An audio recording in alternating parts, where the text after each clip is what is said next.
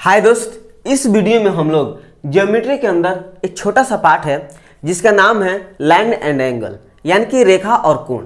तो इन पर आधारित प्रश्नों को सॉल्व करने से पहले इनके अंदर जितने भी छोटे छोटे पॉइंट होंगे उन पॉइंट को सबसे पहले समझ लेते हैं, ताकि इन पर आधारित प्रश्नों को सॉल्व करते समय आपके मन में कहीं भी डाउट न रहे और आप आसानी से सॉल्व कर सकें। ठीक है, चलिए इसको समझते हैं।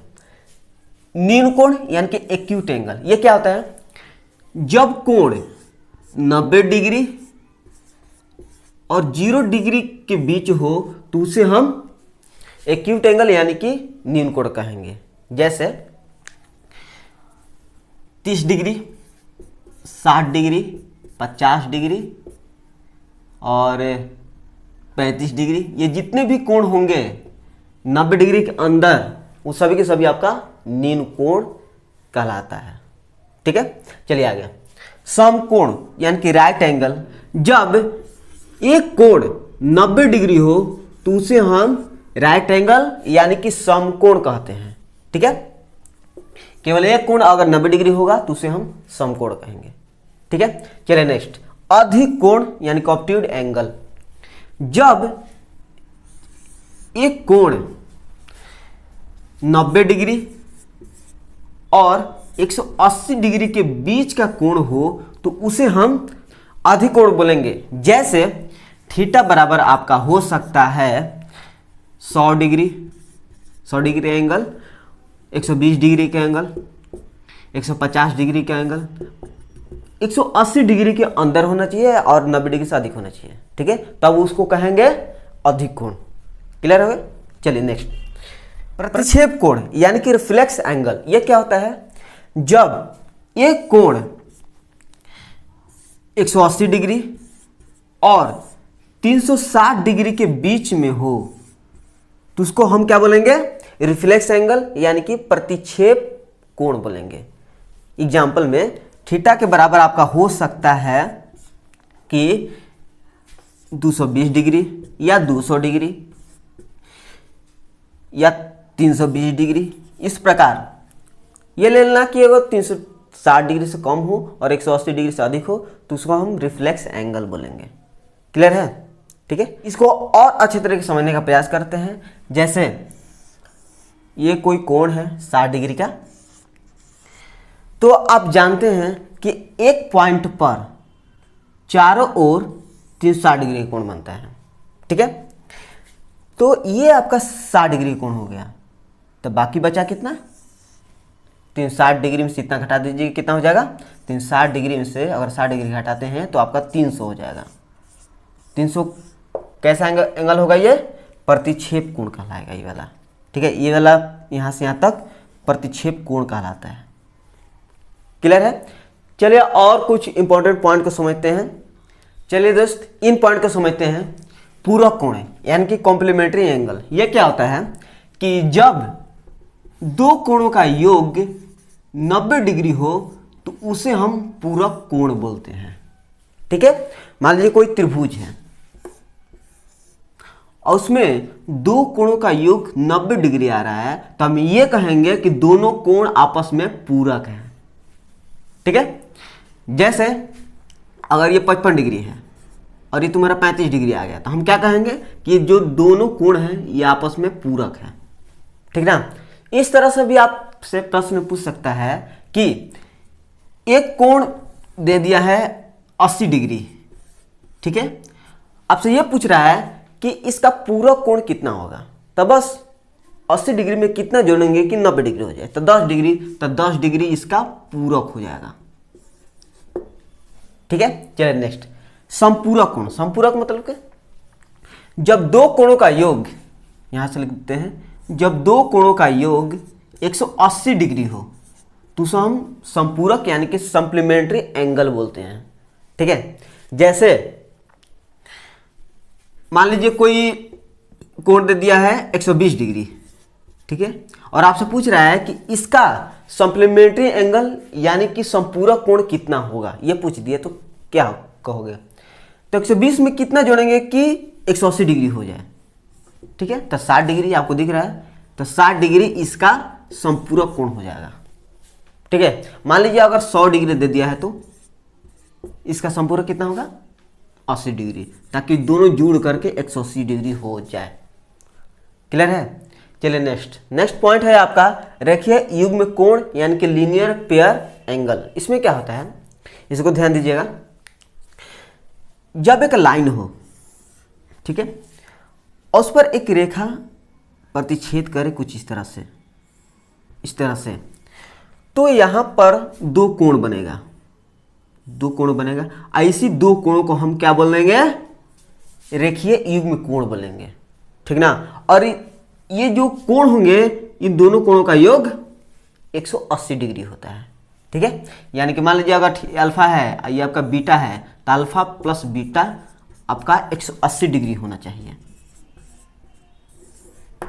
ठीक है, 180 डिग्री को होना चाहिए। यह पॉइंट ध्यान पर रहेगा।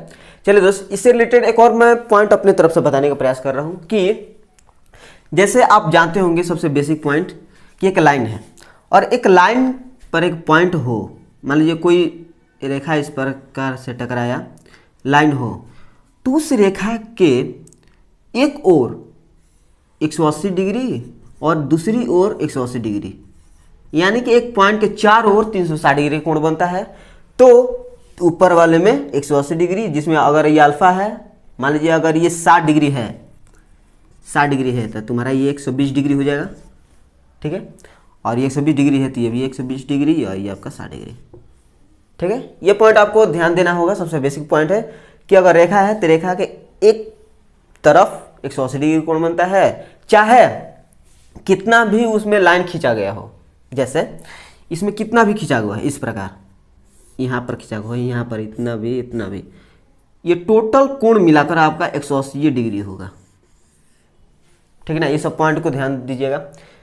ये क्लियर हो गया। चल नेक्स्ट, ये आसन कोण यानी कि एडजेसेंट एंगल, ये क्या होता है। चलिए दोस्त, जैसे ये कोई लाइन है, ठीक है, और जब इस पर दो रेखाएं समानांतर खींची जाए, समानांतर है जैसे रेल के पटरी होती है ना, उसी तरह कभी आपस में नहीं मिलेगी, ना तो एक दूसरे से दूर जाएगी, समानांतर है।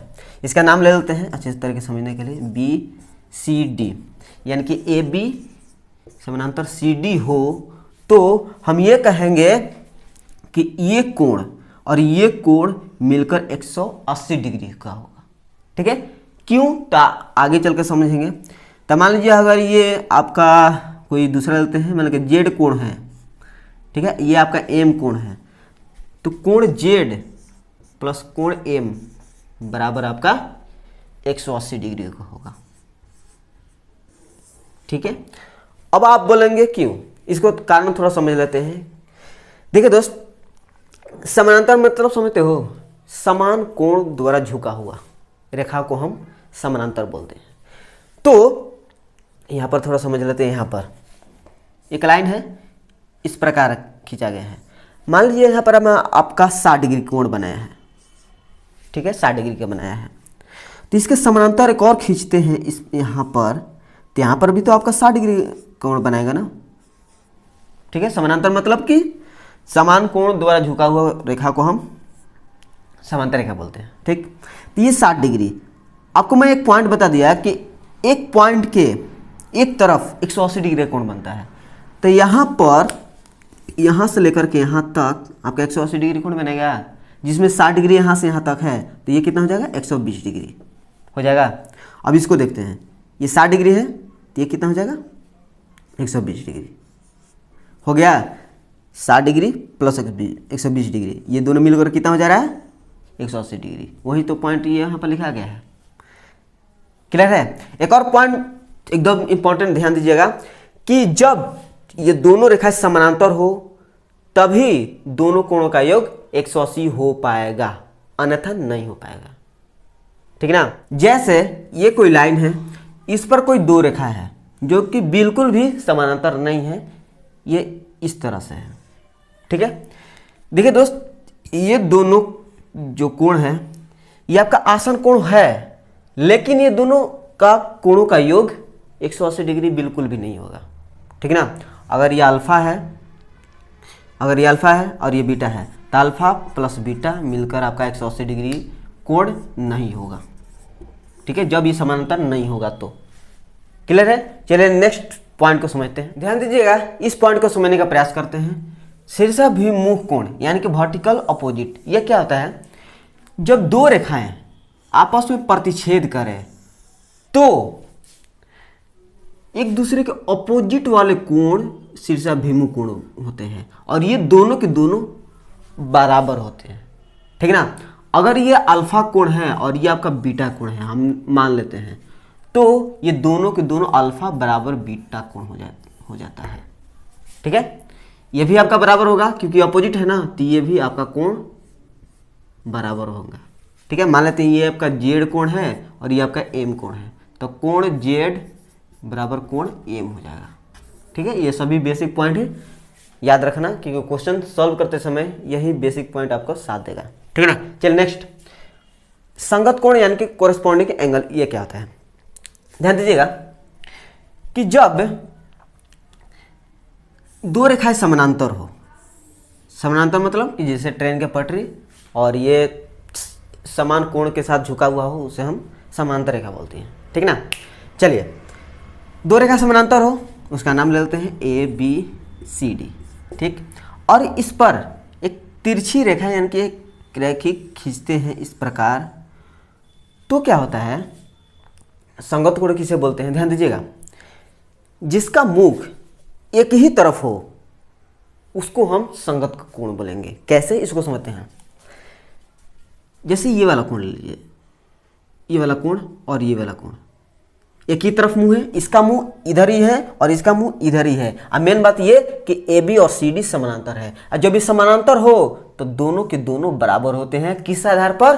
संगत कोण के आधार पर, ठीक है ना। मान लेते हैं कि ये आपका एम है, ये आपका जेड है, तो कोण एम बराबर कोण जेड होगा। किसके आधार पर? संगत कोण के आधार पर, ठीक है। अगर आप ये कहिएगा कि ये भी तो कोण हो सकता है ना, बिल्कुल हो सकता है, और ये दोनों कोण आपका बराबर होगा। किस आधार पर?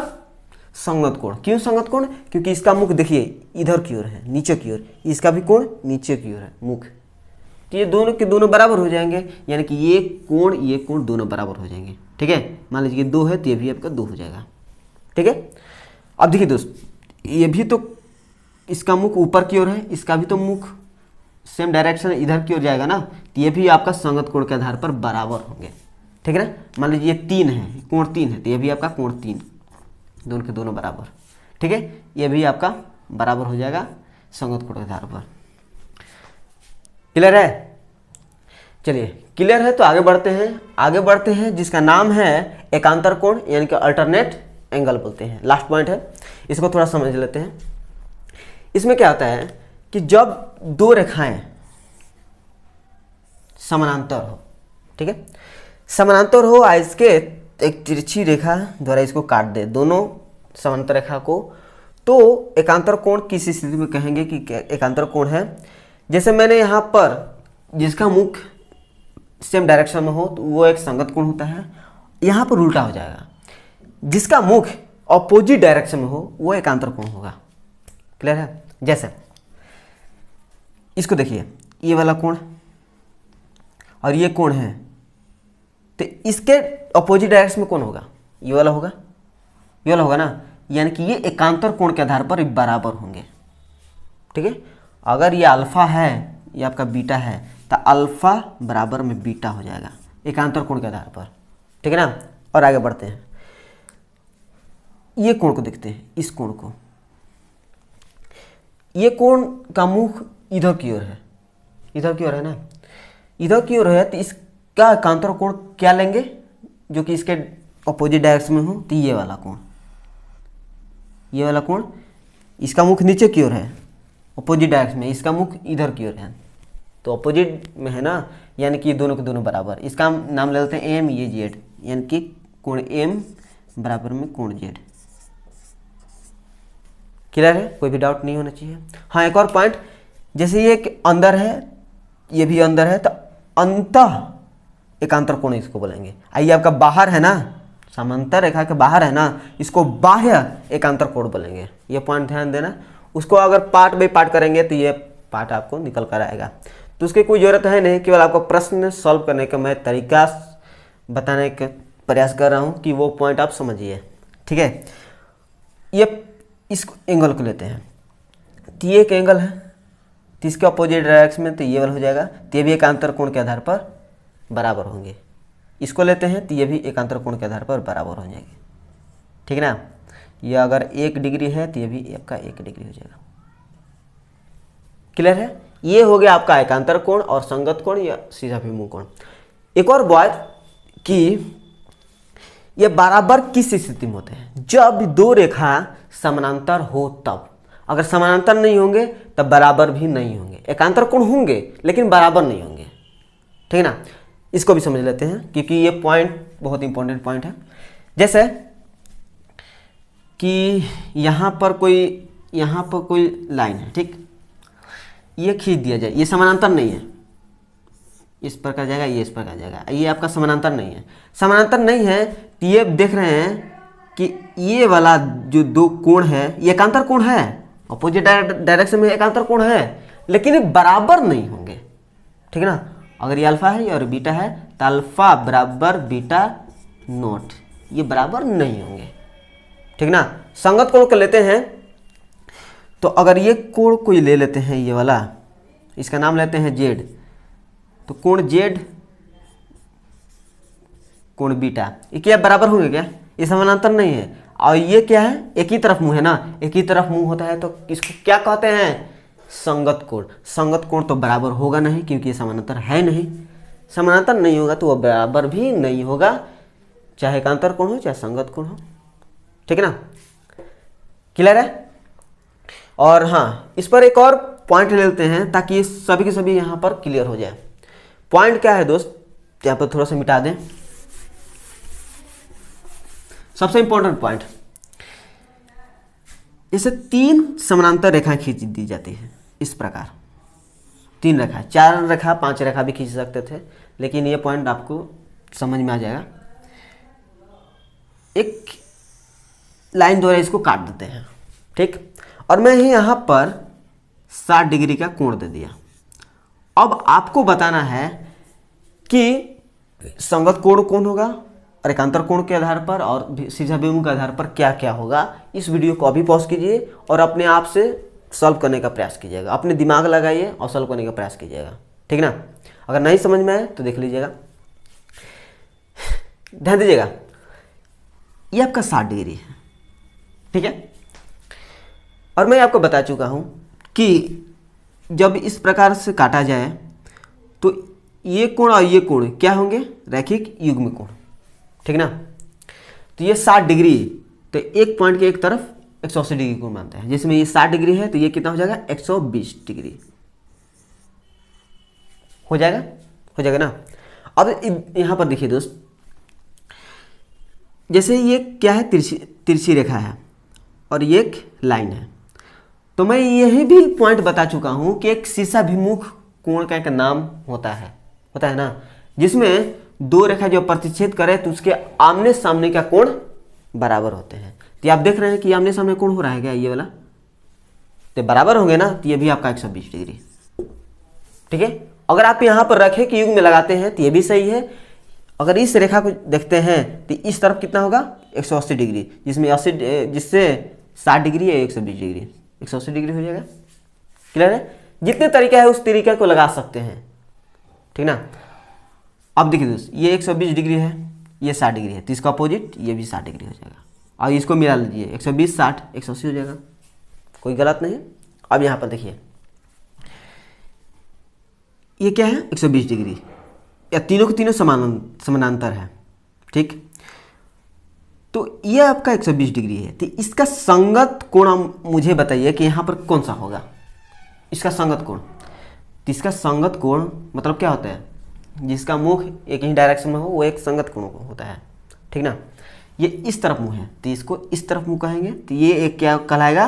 संगत कोण। कितना डिग्री का कोण? 120 डिग्री है, तो ये भी 120 डिग्री है। क्यों? क्योंकि तीनों रेखा समानांतर है, ठीक। ये भी 120 डिग्री, ठीक है। अगर हम आपसे कहें कि एकांतर कोण के आधार बताइए कि इसमें कौन सा कोण होगा? एकांतर कोण मतलब कि ऑपोजिट डायरेक्शन वाला, ठीक ना। जैसे ये 60 डिग्री है तो इसका एकांतर कोण यहाँ पे बताइए कि क्या होगा। तो ये इस तरफ है, इस तरफ, तो इस यहाँ से इस तरफ मारेगा, तो ये वाला आपका क्या हो जाएगा, एकांतर कोण के आधार पर ये दोनों के दोनों ये 60 डिग्री है, तो यहाँ पर भी आपका 60 डिग्री का कोण होगा। ठीक, क्लियर। अब देखिए दोस्त, यहाँ पर आपका 120 डिग्री है, ठीक है। एकांतर कोण के आधार पर यह भी आपका 120 डिग्री हो जाएगा क्या, ऑपोजिट डायरेक्शन, ये इधर ये इधर, 120 डिग्री, क्लियर। अगर हम यहाँ पर संगत कोण की बात करें, ये वाला और ये वाला, ये भी हो जाएगा संगत कोण के आधार पर कितना, ये 60 डिग्री है, तो ये भी आपका 60 डिग्री होगा। ठीक है, क्लियर है। तो ये तो आप आसानी से बता सकते हैं, जैसे 120 डिग्री है तो ये भी आपका 120 डिग्री होगा। किसके आधार पर, किसके आधार पर, संगत के आधार पर, क्योंकि इसका मुख एक ही तरफ होगा। ठीक, ये 60 डिग्री है, ये 60 डिग्री है, तो ये भी आपका 60 डिग्री होगा। और ये आपका 120 डिग्री है, तो 120 हो जाएगा, ये 60 है, तो ये भी 60। ठीक है, ये इतना मैं पॉइंट आपको बता दिया, लेकिन एक पॉइंट इसमें इस्तेमाल नहीं हुआ, जिसका नाम है कि आसन कोण। आसन कोण का अभी तक इस्तेमाल नहीं हुआ है, आसन कोण को इस्तेमाल करते हैं। आसन कोण क्या कहता है कि दो रेखाएं समानांतर हो, उसमें एक तिरछी रेखा काटा गया हो, तो ये कोण और ये कोण मिलकर तुम्हारा 180 डिग्री होना चाहिए। देखते हैं 180 डिग्री होता है कि नहीं। अगर नहीं होगा, इस सभी के सभी रूल गलत होंगे, ठीक है ना। अगर हो जाएगा तो सही है।